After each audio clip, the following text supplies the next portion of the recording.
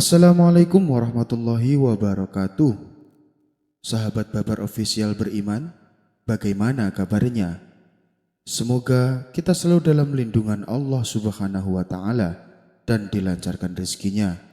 Amin amin ya rabbal alamin. Sebelum lanjut ke cerita, alangkah baiknya tekan tombol like, komen, dan juga subscribe agar tidak ketinggalan dengan cerita-cerita kami selanjutnya. Terima kasih. Abu Nawas dan jin yang lucu. Tokoh fenomena Abu Nawas dari kota Baghdad terkenal dengan sifatnya yang cerdik dan jenaka. Dengan kecerdikannya inilah ia selalu saja bisa mengatasi masalah yang sering bikin Baginda Raja tertawa. Namun di balik itu semua, Abu Nawas juga terkenal akan kejujurannya. Kejujurannya inilah yang membuat Baginda Raja bertambah sangat menyukainya. Akan tetapi, tidak semua percaya dengan kejujuran Abu Nawas. Tidak tanggung-tanggung, mereka adalah bangsa jin. Mereka ingin sekali menguji sampai sejauh mana kejujuran Abu Nawas. Bangsa jin akhirnya sepakat akan menguji kejujuran Abu Nawas. Apakah Abu Nawas bisa lolos dalam uji kejujuran itu? Mari kita simak ceritanya. Keseharian Abu Nawas dalam menafkahi keluarganya adalah mencari kayu bakar di hutan. Dengan bermodal kapak andalannya, tiap pagi ia pergi ke hutan untuk menebang kayu. Lalu kayu yang ia dapatkan dibawa ke pasar untuk dijual. Dari hasil penjualannya inilah uangnya ia gunakan untuk menafkahi keluarganya. Pada suatu hari, saat Abu Nawas sedang berjalan menuju ke hutan, kapak yang ia bawa terjatuh ke dalam jurang. Tanpa kampaknya tentu saja Abu Nawas tidak bisa bekerja, sebab itu adalah kapak satu-satunya. Hal ini membuat Abu Nawas merasa sedih. Terpaksa ia pun harus pulang ke rumahnya. Namun saat dalam perjalanan pulang, tiba-tiba datanglah jin yang menyamar sebagai kakek tua. "Hai anak muda, kenapa kamu terlihat murung?" tanya jin itu berpura-pura. "Kampak saya jatuh ke jurang, kek. Padahal itu kapak saya satu-satunya. Jadi saya tidak bisa bekerja tanpa kapak itu," jawab Abu Nawas dengan nada sedih. Mendengar jawaban tersebut, muncullah ide pada diri sang jin. Ini saat yang tepat untuk menguji kejujurannya. Bikin jin tersebut. "Maukah kau kubantu untuk mengambilkannya?" tanya Raja Jin. "Tentu saja saya mau. Tapi bagaimana caranya, kek? Jurang itu dalam sekali," balas Abu Nawas. "Kamu tak perlu tahu bagaimana caranya. Yang aku tanyakan, kamu mau atau tidak kalau saya bantu mengambil?" tanya Raja Jin itu kembali. "Saya mau sekali, kek," jawab Abu Nawas. Maka turunlah jin itu ke bawah jurang. Saat ia hendak mengambil kampak Abu Nawas, tiba-tiba terbesit dalam benak jin untuk mengambil kampak yang lain. Jin tersebut akan menunjukkan kampak yang terbuat dari emas. Ia ingin tahu apa reaksi Abu Nawas. "Wahai anak muda, apakah ini kampakmu?" tanya jin tersebut. "Bukan itu, kek. Kapak saya jelek," jawab Abu Nawas. Jin itu pun kembali turun ke jurang. Dan saat ia kembali menemui Abu Nawas, ia menunjukkan kapak yang berbeda. Kali ini kapak yang diperlihatkan adalah kapak yang berlapiskan emas dan mutiara. "Wahai anak muda, apakah ini kapakmu?" tanya jin tersebut. "Itu juga bukan, kek. Kapak saya jelek dan sudah agak berkarat," balas Abu Nawas. Sejenak jin yang menyamar jadi kakek itu terdiam.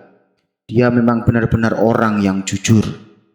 Lalu jin tersebut turun ke jurang untuk yang ketiga kalinya. Jin itu lalu mengambilkan kapak yang biasa Abu Nawas gunakan. "Apakah ini kampakmu?" tanya jin tersebut. "Iya, betul. Itu kapak saya. Terima kasih sudah menolongku, kek," ucap Abu Nawas kegirangan.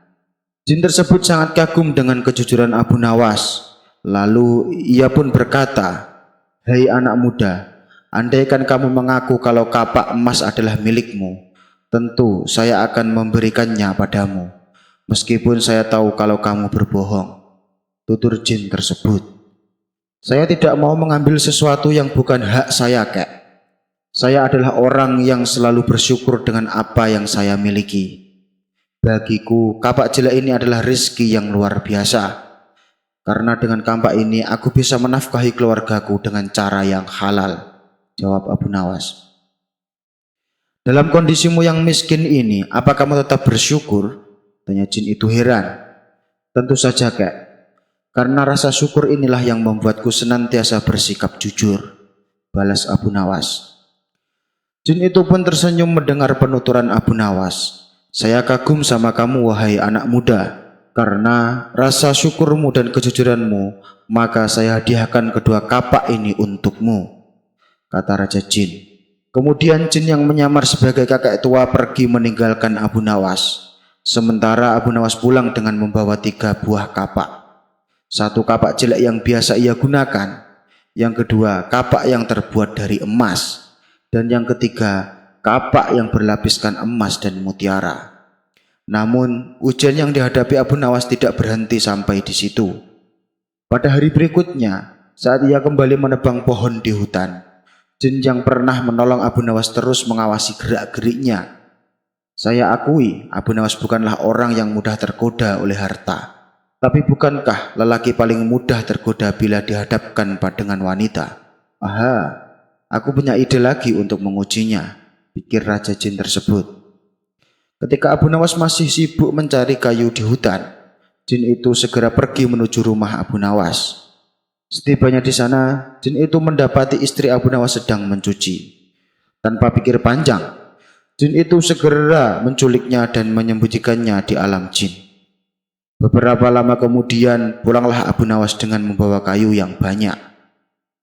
Wahai istriku, aku sudah pulang. Aku membawa kayu yang banyak sekali, teriak Abu Nawas kegirangan. Berkali-kali Abu Nawas memanggil istrinya, namun tidak ada jawaban sama sekali. Abu Nawas pun menjadi jengkel, lalu ia mencari istrinya di belakang. Tapi istrinya tidak ada. Ia hanya mendapati tumpukan cucian yang belum sempat diselesaikan. Jangan-jangan istriku jatuh sakit, pikir Abu Nawas khawatir. Ia segera bergegas menuju kamar, akan tetapi ia tak menemukan istrinya. Abu Nawas menjadi panik. Ia lalu mencoba mencarinya ke seluruh ruangan. Namun tetap saja istrinya tidak ditemukan. Kemudian Abu Nawas bertanya kepada para tetangganya, tapi tidak ada satupun dari mereka yang tahu. Kamu di mana, wahai istriku? Ucap Abu Nawas khawatir. Di saat ia sedang termenung di depan rumahnya, jin itu kembali mendatangi Abu Nawas dengan menyamar sebagai kakek tua. Wahai anak muda, apa yang kau pikirkan? Kenapa wajahmu terlihat murung? Tanya jin tersebut. Istriku tiba-tiba hilang, Kek, dan aku tidak tahu dia di mana, jawab Abu Nawas. Jangan khawatir anak muda, aku bisa membantumu. Aku bisa mengembalikan istrimu, balas Raja Jin itu. Sejenak Abu Nawas terdiam. Bukankah orang ini kakek tua sakti yang tempo hari menolongku mengambilkan kapak di jurang? Hilangnya istriku pasti perbuatan kakek tua ini. Rupanya ia ingin kembali menguji kejujuranku, pikir Abu Nawas. Hai anak muda, mau ditolong malah melamun. Ayo ikut aku, ajak jin itu kepada Abu Nawas. Abu Nawas pun menuruti ajakannya. Ia ingin tahu ujian apa lagi yang akan diberikannya. Setelah sampai di tempat yang sepi, jin itu berkata kepada Abu Nawas, "Kamu tunggu di sini sebentar." Lalu tiba-tiba jin itu menghilang. Tak lama berselang, jin itu kembali menemui Abu Nawas. Ia datang bersama seorang wanita cantik yang jelita, layaknya seorang putri kerajaan. Hai anak muda, apakah ini istrimu? Tanya jin tersebut. Abu Nawas mengamati wanita cantik itu dari ujung kepala sampai ujung kaki. Sungguh cantik dan menawan, kata Abu Nawas dalam hati. Hai anak muda, ditanya malah bengong. Ini istrimu atau bukan? Tanya jin kembali. Dengan cepat Abu Nawas langsung menjawab, benar sekali, itu istri saya. Mendengar jawaban Abu Nawas, jin yang menyamar sebagai kakek tua itu tampak marah.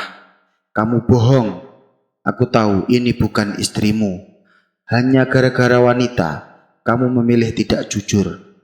Mana rasa syukurmu yang katanya membuatmu bersikap jujur? Kata Raja Jin tersebut. Sabar dulu kek, jangan emosi begitu. Aku tahu kalau itu bukan istriku.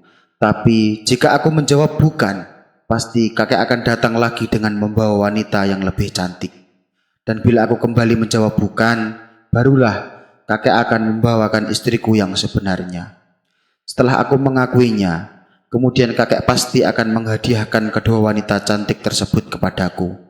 Lalu, aku pulang dengan membawa ketiga wanita sebagai hadiah untukku. Kakak sendiri kan tahu, pekerjaan saya adalah penebang kayu di hutan. Pinggang saya sering sakit, Kak. Saya tidak mungkin kuat bila harus melayani ketiga istriku, kata Abu Nawas menjelaskan. Setelah mendengar penjelasan Abu Nawas, Jin yang menyamar sebagai kakek tua langsung tertawa terpingkal-pingkal.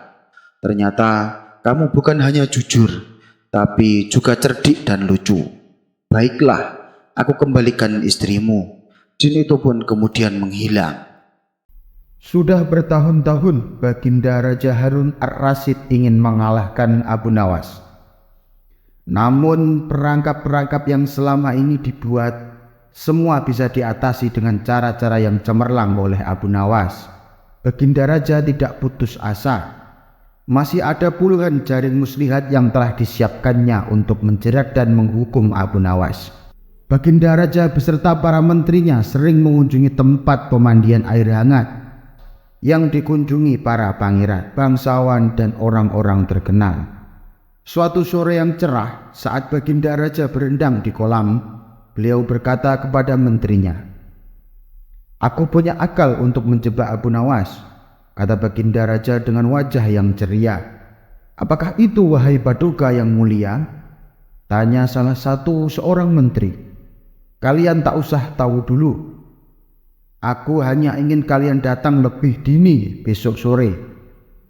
Jangan lupa, datanglah besok sebelum Abu Nawas datang, karena aku akan mengundangnya untuk mandi bersama-sama," kata Baginda Raja memberi pengarahan. Baginda Raja memang sengaja tidak menyebutkan tipuan apa yang akan digelar besok.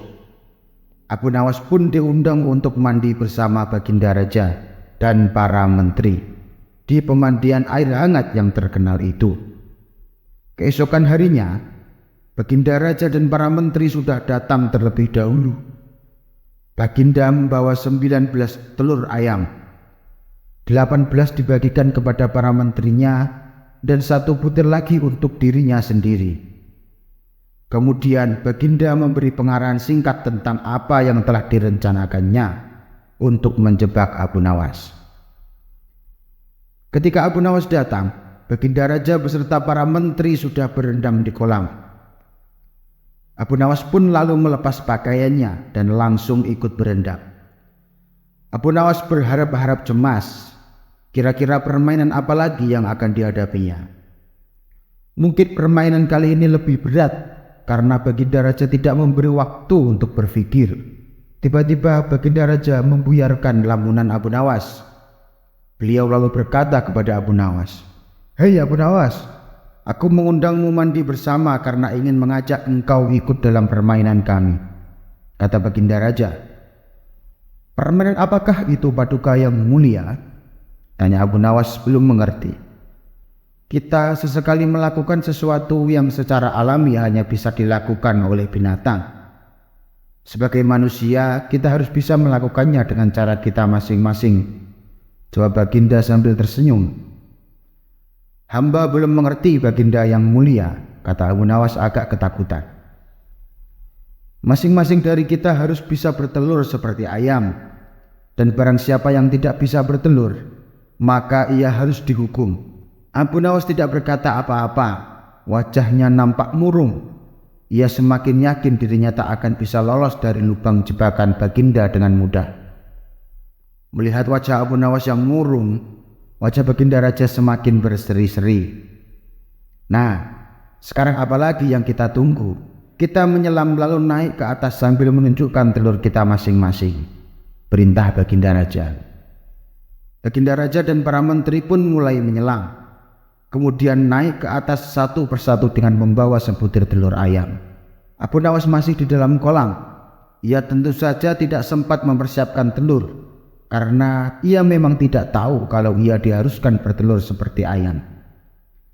Kini Abu Nawas tahu kalau Baginda Raja dan para menterinya telah mempersiapkan telur masing-masing 1 butir. Karena belum ada seorang manusia pun yang bisa bertelur, dan tidak akan pernah ada. Karena dadanya mulai terasa sesak, Abu Nawas cepat-cepat muncul ke permukaan dan kemudian naik ke atas. Baginda Raja langsung mendekati Abu Nawas.